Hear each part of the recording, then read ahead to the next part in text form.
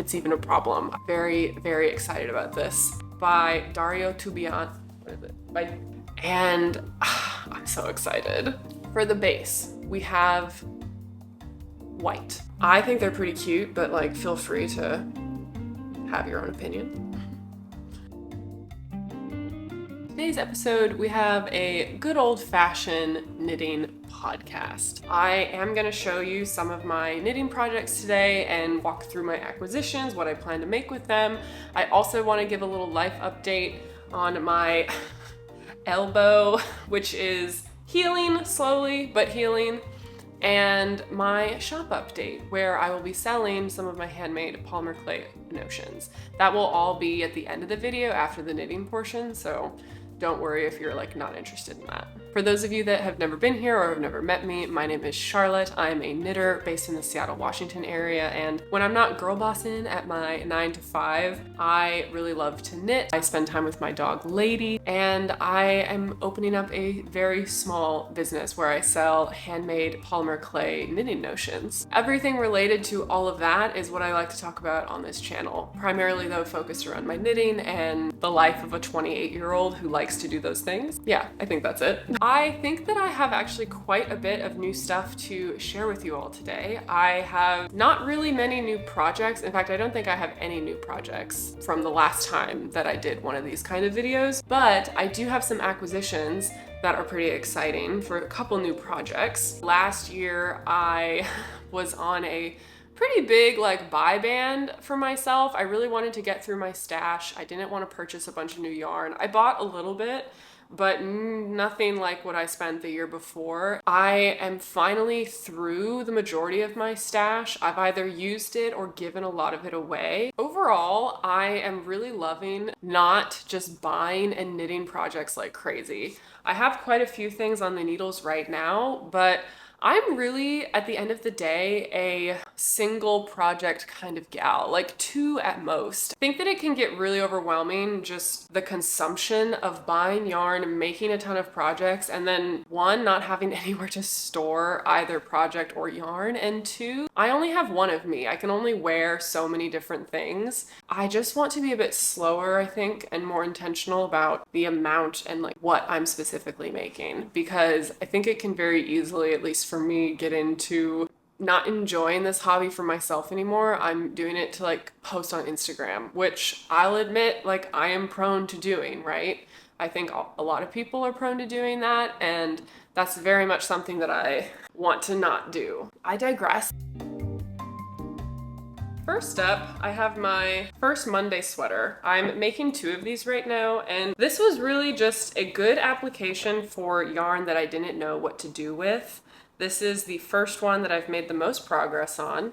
This is in a size 2. I'm gonna call this a size 2. This yarn is the Jill Draper Kingston yarn in this like heathered cognac color, I'm calling it.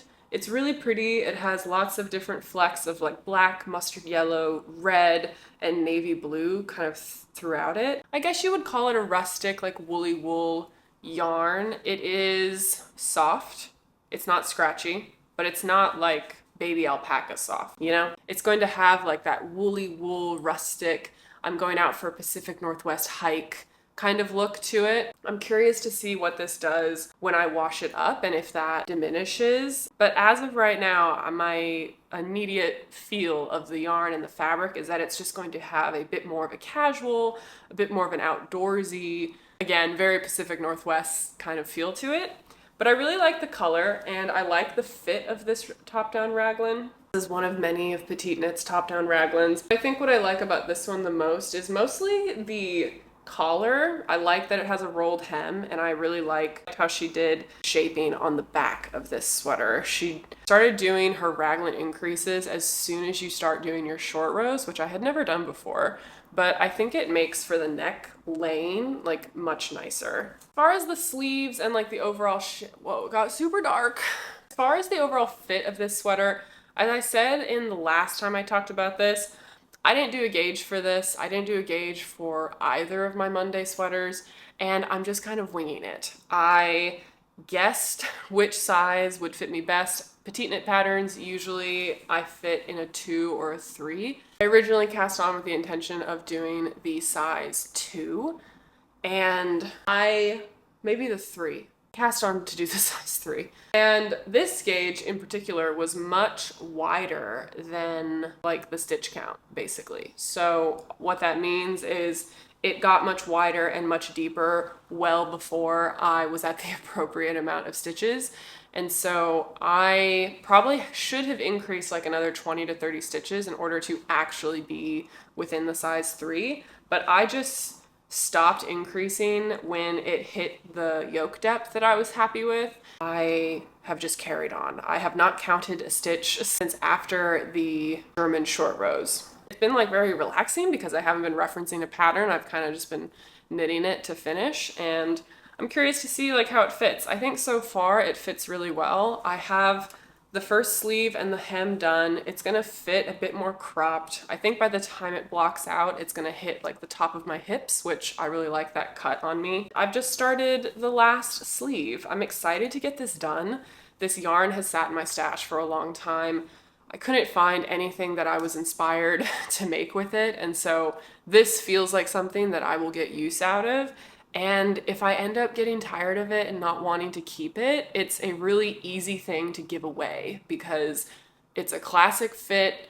It isn't going to be a particularly like niche style, and it'll fit like a wide range of people that I know. So super excited to have this done. Super excited to move on, honestly. I'm liking it, but I'm ready for like the next things. This is my second Monday sweater.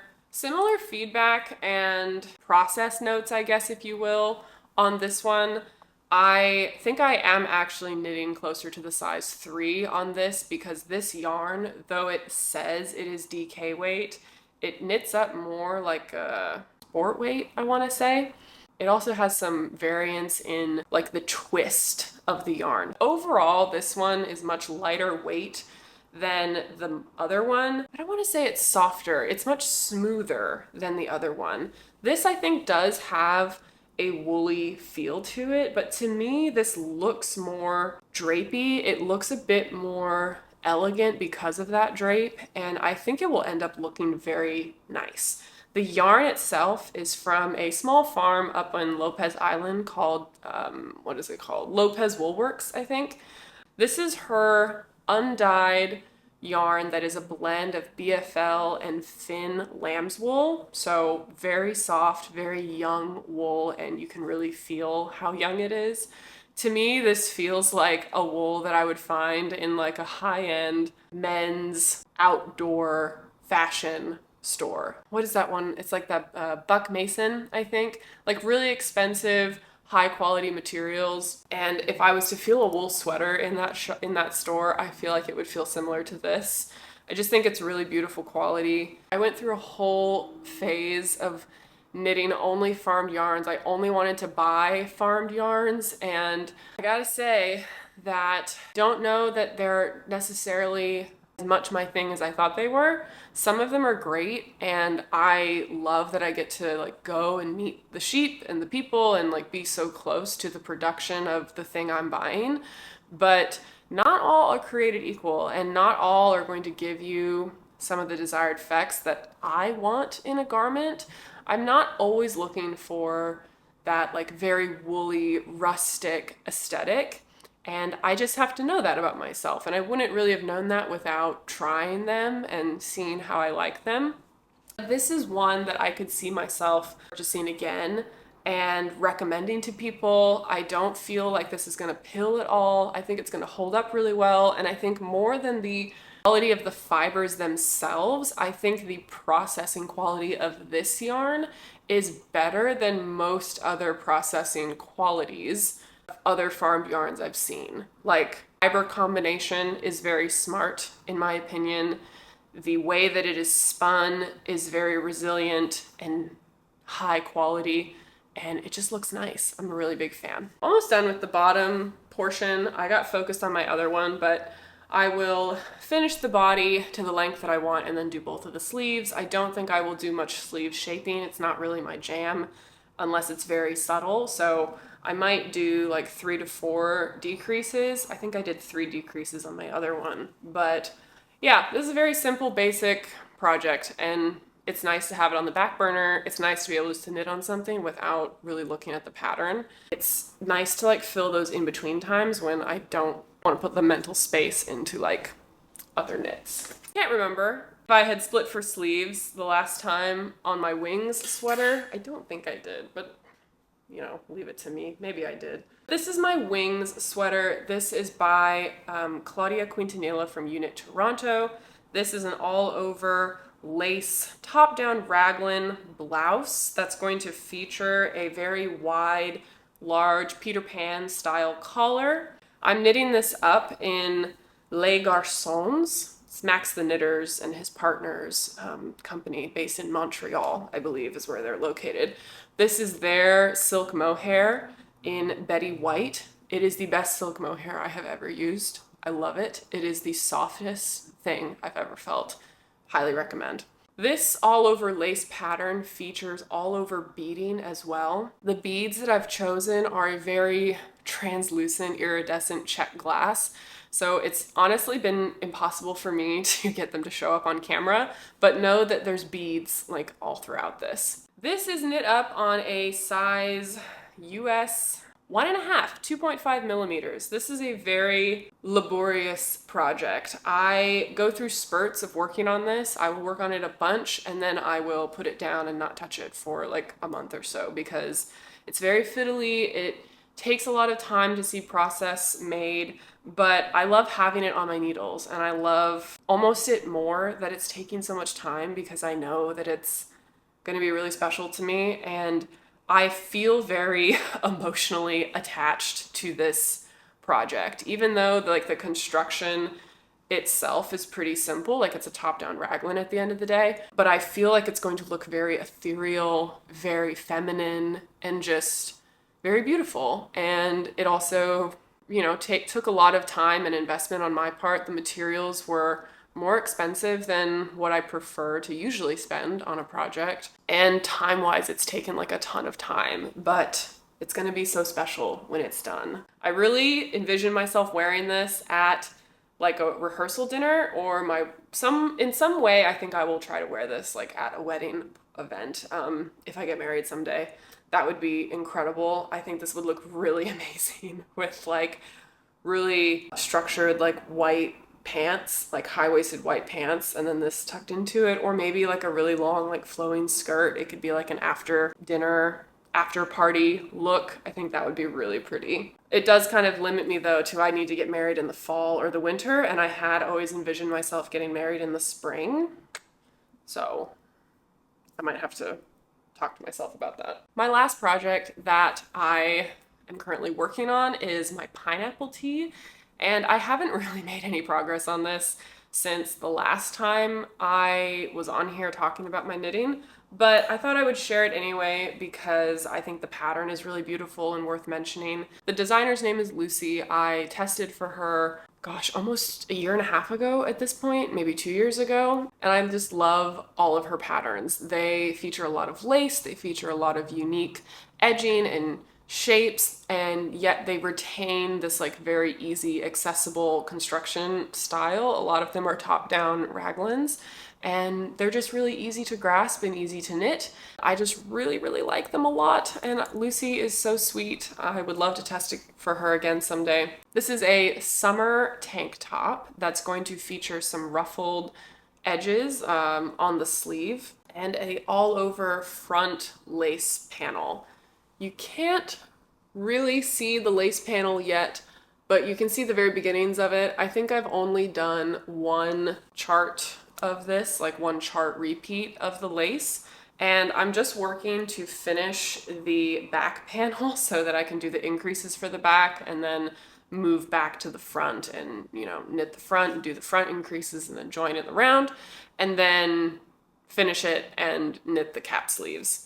The yarn itself is from Juniper Moon, and let me get the name. What is this called? Gosh darn it. 1 second.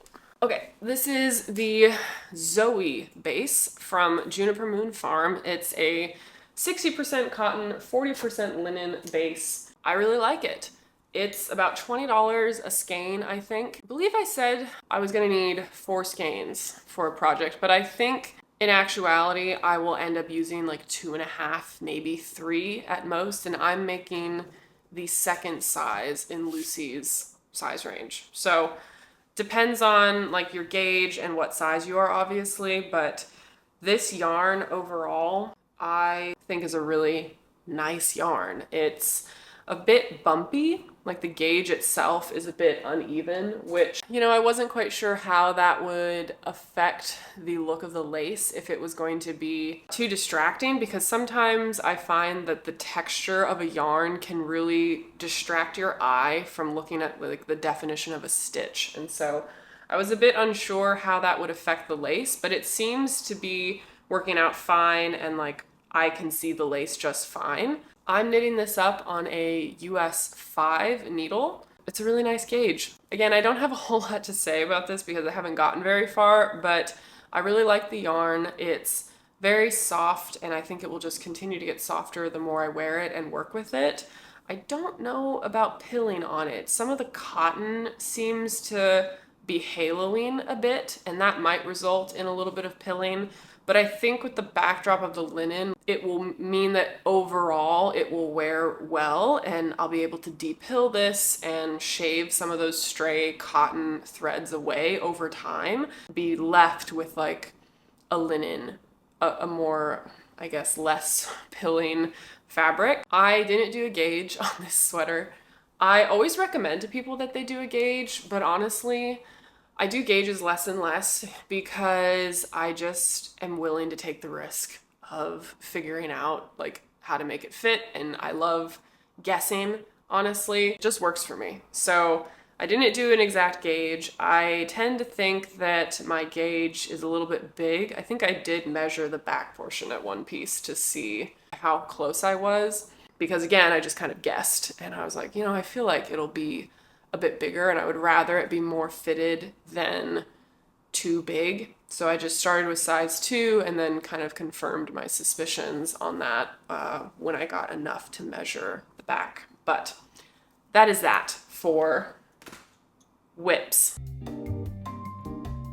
We're on to some stuff that I'm really excited about. As I said in the beginning of the video, last year I was on a bit of a no-buy with my stash. I wanted to clear stuff out, give stuff away, just clear my mind. And I finally am in a place where I've used most of it and or given most of it away. And so I have finally bought enough yarn for 2 new projects that I'm really excited about. And they're actually 2 patterns from the 20 Not Boring Knitting Patterns video that I did a few weeks ago, which is really exciting because I feel this like special sense of just satisfaction when I actually make patterns that I talk about in some of my pattern dump videos, because I genuinely do really admire either the designers or the design itself. Like, I genuinely do like everything that I talk about and all the patterns that I promote. So I am super excited to share with you the ones that I'm going to be making and the color schemes, because they are just really doing it for me. Okay, so first up, I am going to be making the Lucrezia blouse by Fable Knitwear. It's this really beautiful, I think it's based off of like Victorian design era, but it's this really beautiful, really lightweight silk mohair top that features these really big voluminous like sleeves with gathering and little, I don't even know what you would call them, ruffles, flounces of fabric at the end.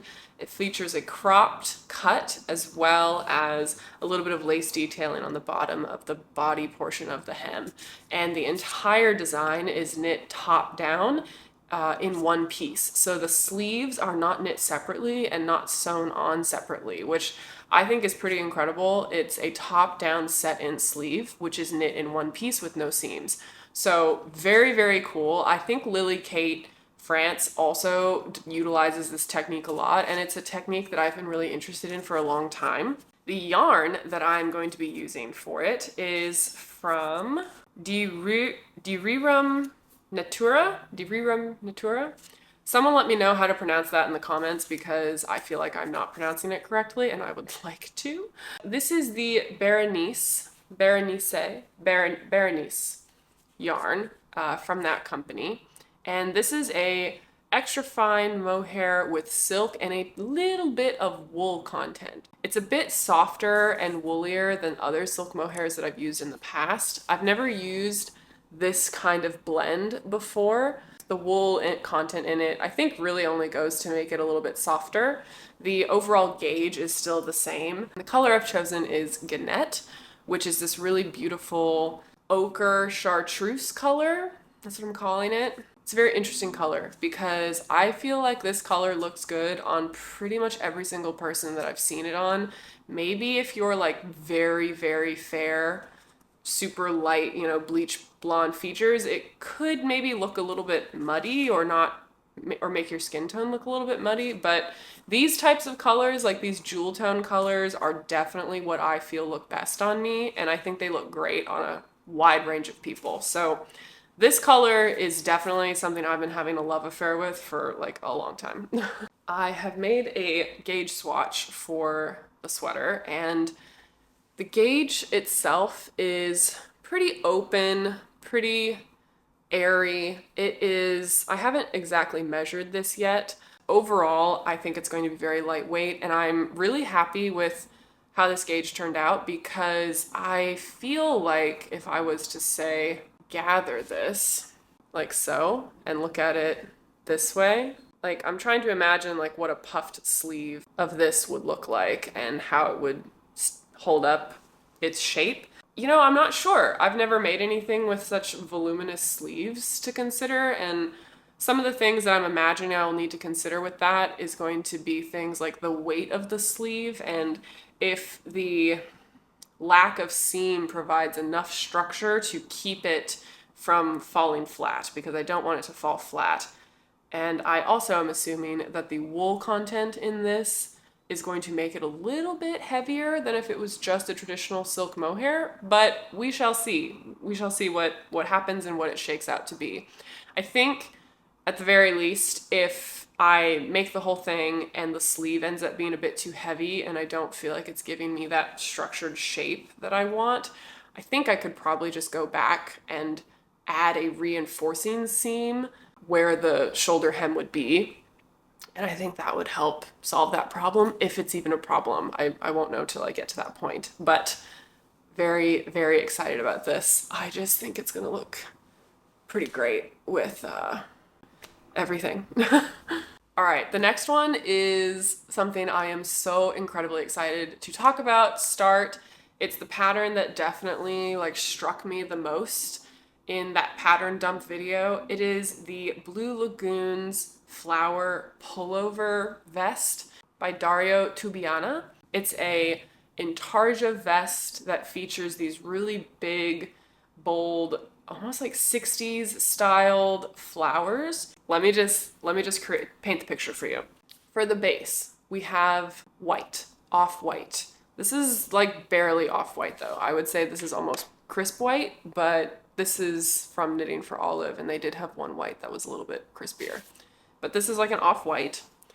All these yarns are Knitting for Olive, by the way, except for the Berenice, which is a silk mohair that I'm going to use also in this pattern. But everything else is Knitting for Olive, either merino or silk mohair. So this is going to be the backdrop base color. And then for my flowers, I wanted each flower to be the same, but like reversed color palette. And so I opted for these pinks. So in one flower, the darker is going to be like the primary color, and then this will be the accent. And then the other flower, this will be the primary and this will be the accent. I'm very excited. So pink flowers. And then for the green leaves, I am going to have these two colors. So this is going to be using that Berenice that I'm also going to be making my Lucrezia blouse in, but there's a lighter version of that color in the Knitting for Olive, and then I'm also going to have this like more traditional spring green color, which I am so excited about. And then there's going to be a center of the flower, which is going to be a really bright canary yellow, which couldn't find anything that was a good fit for that. So my mom is actually going to do some of her natural dyeing and dye me a canary yellow, which will be super cool. Like, I'm so excited to say that, like, oh, my mom dyed that color. But if you could picture it all together, these will be the flowers, these will be the leaves with a canary yellow center. And then I have a little bit of black yarn as well that's going to like circle the yellow portion, which is going to be the middle of the flower. I'll put all the colors that I'm using on the side here. It's a lot to like list out. I opted to add a silk mohair to everything in the pattern, even though originally the design doesn't use silk mohair, it just uses a sport weight wool. I really like the idea of it like blooming and meshing together. And I think silk mohair will just really add a really beautiful touch, honestly. Intarsia is something that I've never done before. And so I think for a first Intarsia project, I can't tell if it's ambitious. I've never done Intarsia, so I don't know like how difficult it is. I've seen some Intarsia projects that look absolutely insane, and so by that standard, this to me looks pretty simple, like it's just big blocks of color. I am just really excited to try something new. It's going to be knit flat from the bottom up and then seamed together at the sides. It does look like the pattern features some nice shaping for the shoulders as well, like just this ever so slight like increase as it's coming up from the bottom of your armpit. And I'm just really excited to try the pattern out. A lot of Daria's designs are really striking, really beautiful. He has this cape that also just looks incredible. If you haven't checked his stuff out, I would highly, highly, highly recommend you do it because they're just beautiful. They're unique, they're different, they are just true craftsmanship, if you ask me. Like, he's clearly just designing for him. At least that's how it feels. I'm sure it's more complicated than that, or, you know, he has to make money too and make things that people will buy. He seems to just have a really clear like sense of style. Like if you're looking through all of his designs, he features a lot of intarsia, a lot of intricate patterns, but also a lot of like hand stitching and embroidery on top of knitting. And that's something I just haven't really been exposed to before. The idea of the pattern that you add is something that's done with like really intricate embroidery at the end. And for a lot of us who like dabble in multiple crafts, especially related to fiber arts and sewing and all these things, I really think it's cool when you get to see designers who are bringing those two worlds together and like kind of paving the way for people of like, this is what you can do if you know how to do both of these things. And you don't always have to keep all of your crafts and art and everything you do as like separate entities. They can intertwine with each other. And I just think that that is always really cool when I see that. That is it for the knitting portion of this video. Let me just check this over here. There's so much on this couch.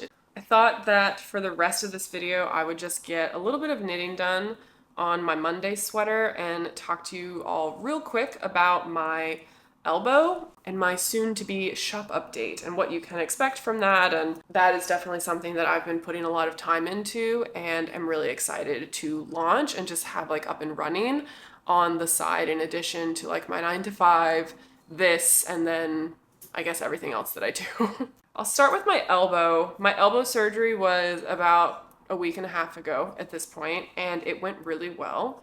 Jury's out on like the full scope of the success, if you will, because I'm just not going to know fully until I start going back to some of the activities that were really bothering it to begin with. But overall, the doctor said that it was like a good surgery. Everything looks the way he would expect it to look, and that I can go back to basically most of what I was doing before, with the exception of weightlifting, basically, or doing anything that's going to be a lot of weight-bearing activity on that joint while the nerve heals. For those of you that don't know, I had elbow surgery, and basically what was wrong was I had a nerve that was getting irritated by a bone chip that I have in my elbow from an old injury, and it was keeping me from knitting, it was keeping me from the gym, it was really inhibiting my day-to-day life because it was causing a lot of nerve pain and just bad sensation in my forearm and hand.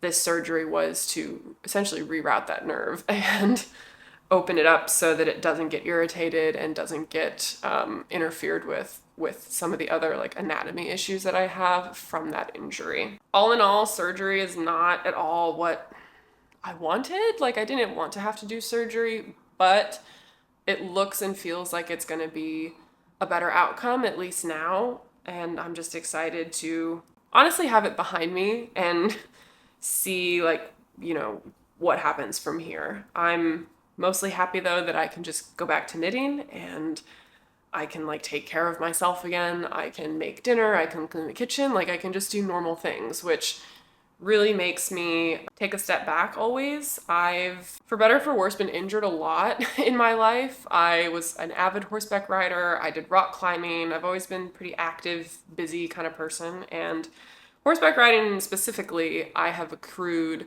quite a few injuries, two being like very serious injuries that I still deal with today. One being the elbow, one being my femur, my leg. I got kicked by a horse when I was 12 and broke my femur in really badly. And so I have hardware in my leg and in my shin. I had full knee reconstruction about 6 years after that original injury. And so I know a thing or two about chronic pain and dealing with old injuries. And it just makes me frustrated sometimes, but like it also makes me just very, very grateful that I can still do pretty much whatever the heck I want to.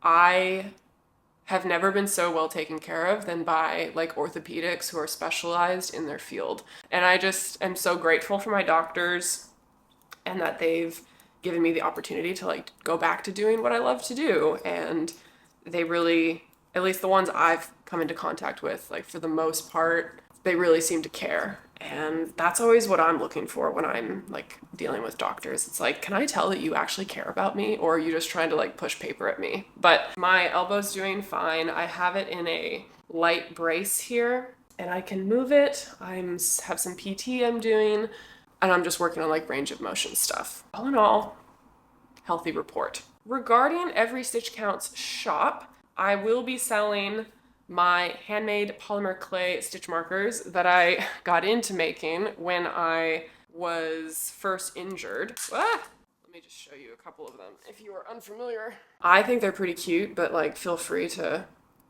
have your own opinion. So here they are. This is like an example of what they're gonna look like. They look pretty different from when I first started, which is fun. I don't know what like really spurred this on. I just was making them. People were like saying nice things to me about them, and I was like, I'm gonna sell those. It's kind of just turned into like a little passion project of mine on the side, which has been a really fun thing to have and put time into. I am currently working on like some of the prototypes for the different sets and the accent markers that I want to include. Long story short, my website is pretty much finished. You can sign up to get notified of when it officially opens if you're interested and want to purchase a stitch marker. I am hoping and planning to open the shop officially by end of this month. My birthday is May 20th, and so I think it would be really fun to do like a birthday launch if I can get everything finished and like good to go before then. As far as shipping goes, I will have the goal of doing international shipping, but truthfully, the fact that I'm like not making any money at this yet and I don't really have a good gauge for like what I will be able to make, it's too expensive for me at this time to upgrade the services to make international shipping more affordable, honestly, for both myself and for people buying materials. All the rates that I was looking at for international shipping was insane. So it will be US shipping only, unfortunately, in the beginning, but I am working on a couple of different options for opening up international shipping.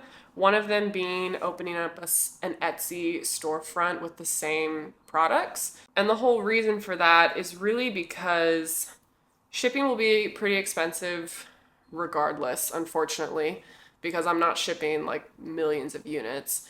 And two, I'm unsure at this point about how duties and import taxes will hit international buyers. The last thing I would ever want is for someone to buy something off of my website in a different country, it to show up to their door, and for a customs agent to be delivering it and say, oh, you actually owe like X amount more in taxes, and you also owe this import tax. And it's not clear to me yet how to avoid that or how to show those costs and what they will be up front at checkout. So I figured it would be best just to wait on international shipping, but know that I'm like going to be working on it because of course I want to be able to offer international shipping as soon as I can. But all in all, it's been a really fun project and people have been super supportive.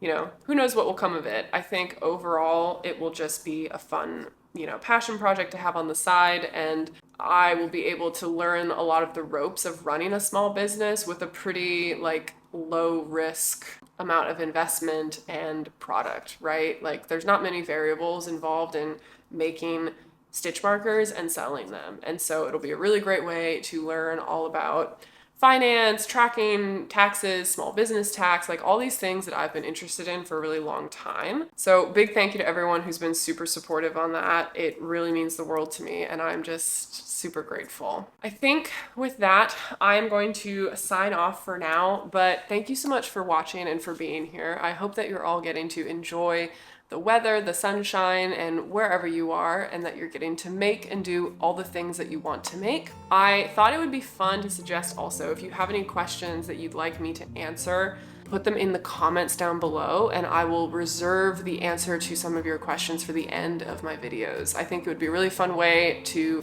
have you get to know me a bit more, but also for it to be a bit more interactive between like me and you. And I would love to know what some of you are curious about and what questions you have. So drop your questions and comments down below, and I will be sure to pick some of those questions out for the next video and answer some of them for you. If you haven't done so already, please like and subscribe if you're so inclined, and if not, don't. All right, now I'm really done. I'm gonna go. I will see you all on the next one. I have some exciting stuff coming up, and I'm super excited for everything to come. So keep it classy, as always, and I will catch you on the next one. Bye.